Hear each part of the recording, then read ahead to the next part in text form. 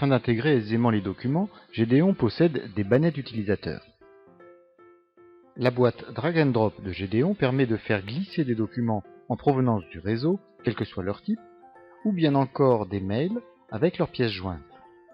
Il est aussi possible pour un nouveau document par exemple, de l'enregistrer directement dans les favoris afin de l'intégrer immédiatement. Effectivement, c'est simple.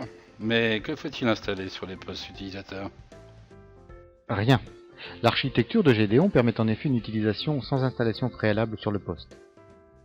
Lors de l'ajout d'un document dans une bannette, Gédéon propose à l'utilisateur un profil d'intégration choisi en fonction de ses droits et des tâches qu'il a à effectuer.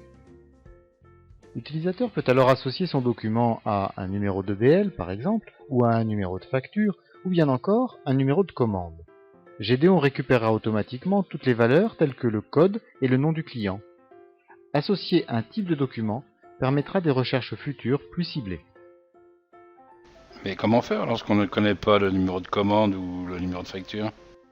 Dans ce cas, on peut se contenter de taper une partie du nom du client, Gédéon proposant alors uniquement les commandes ou les factures ou les BL de ce client. Très bien, mais si mon document n'a pas de rapport avec une commande, ou bien une facture en particulier? Oui, comme un RIB ou un contrat par exemple. Dans ce cas, il suffit de rattacher uniquement ce document au client. Chaque utilisateur suivant ses droits et ses fonctions a la possibilité de consulter les documents. Gédéon possède des fonctions de partage de documents. Ainsi, chaque utilisateur peut ne consulter que ses propres documents. Prenons l'exemple d'Isabelle, qui peut afficher les documents qu'elle vient d'intégrer. Il lui est alors facile de partager un d'entre eux avec Marc, en joignant un commentaire à son partage. Marc pourra être, suivant le paramétrage demandé, prévenu par mail.